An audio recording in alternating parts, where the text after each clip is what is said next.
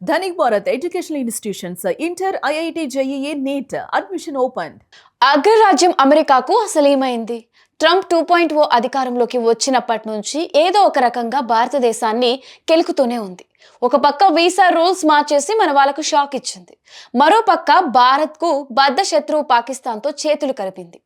ఇది చాలదన్నట్టు మన ఉత్పత్తులపై టారిఫ్లు విధించడం, రష్యా నుంచి ఆయిల్ కొనొద్దు అంటూ మనల్ని నియంత్రించాలని చూడడం, ఇలా ఏదో ఒక రకంగా మోడీ ప్రభుత్వాన్ని ఇరుకున పెట్టాలని చూస్తుంది. తాజాగా మరో దుందుడుకు నిర్ణయం కూడా తీసుకుంది. ఏకంగా భారతదేశ అధికారిక మ్యాప్ ను తప్పుగా చూపించి అంతర్జాతీయంగా ఒక పెద్ద వివాదాన్ని రాజేసింది. అసలు అమెరికా కొత్తగా చేసిన ఆ పనేంటి?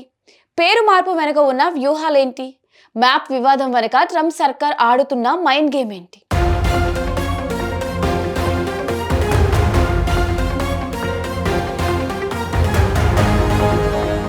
అంతర్జాతీయ రక్షణ వ్యూహాల్లో అత్యంత కీలకమైన మార్పు చేస్తూ అమెరికా రక్షణ శాఖ ఒక సంచలన నిర్ణయం తీసుకుంది.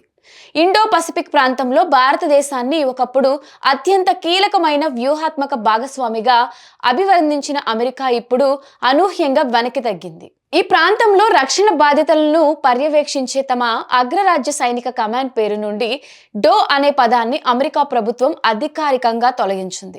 గత కొన్నేళ్లుగా యుఎస్ ఇండో పసిఫిక్ కమాండ్ గా పిలువబడుతున్న ఈ రక్షణ విభాగాన్ని మళ్లీ పాత పేరు పెట్టిన యుఎస్ పసిఫిక్ కమాండ్ గా మార్చింది. అమెరికా తీసుకున్న ఈ హఠాత్ నిర్ణయం ఇప్పుడు ప్రపంచవ్యాప్తంగా, ముఖ్యంగా భారత రక్షణ వర్గాల్లో పెద్ద చర్చకు దారితీసింది. రెండవ ప్రపంచ యుద్ధం ముగిసిన తర్వాత ప్రపంచ దేశాల మధ్య ప్రాంతీయ స్థిరత్వాన్ని కాపాడడం కోసం 1947 జనవరి 1 నాటి అమెరికా అధ్యక్షుడు హ్యారీ ఎస్ ట్రూమన్ ఈ యుఎస్ పసిఫిక్ కమాండ్ను ఏర్పాటు చేశారు. అమెరికా పశ్చిమ తీరం నుండి మొదలుకొని భారతదేశ పశ్చిమ తీరం వరకు గల సుదీర్ఘ సముద్ర పరిధిలో గత 7 దశాబ్దాలకు పైగా కమాండ్ సేవలు అందిస్తోంది.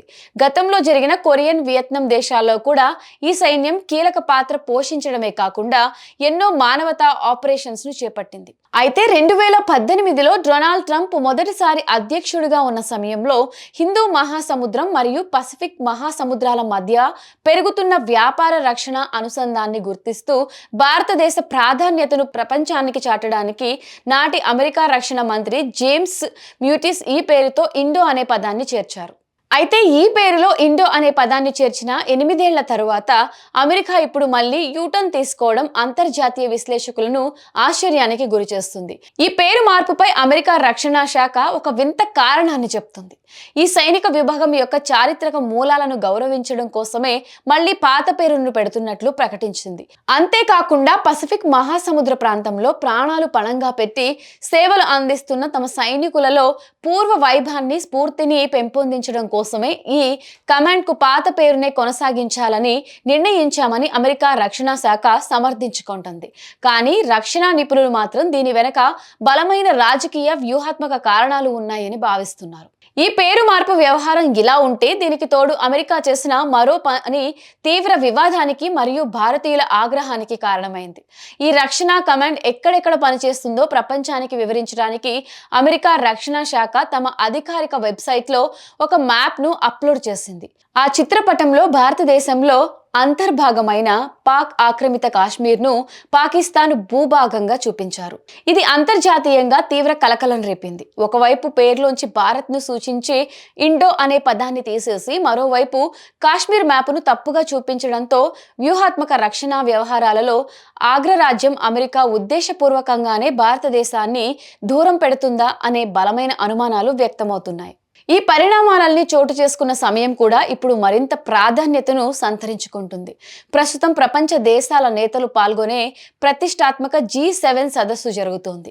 ఈ సదస్సు వేదికగా అమెరికా అధ్యక్షుడు డొనాల్డ్ ట్రంప్, భారత్ ప్రధాని నరేంద్ర మోడీల మధ్య అత్యంత కీలకమైన ద్వైపాక్షిక భేటీ సమయంలో అమెరికా రక్షణ శాఖ ఇలాంటి వివాదాస్పద నిర్ణయాలు తీసుకోవడం ఆసక్తి రేపుతుంది. ఇది కేవలం పొరపాటున జరిగిందా, లేక చర్చల సమయంలో భారత్పై ఒత్తిడి పెంచడానికి అమెరికా ఆడిన వ్యూహాత్మక చదరంగమా అనేది రాబోయే రోజుల్లో తేలనుంది. మరి అమెరికా చేసిన పనిపై మీ అభిప్రాయం ఏంటో కమెంట్ సెక్షన్లో కమెంట్ చేయండి.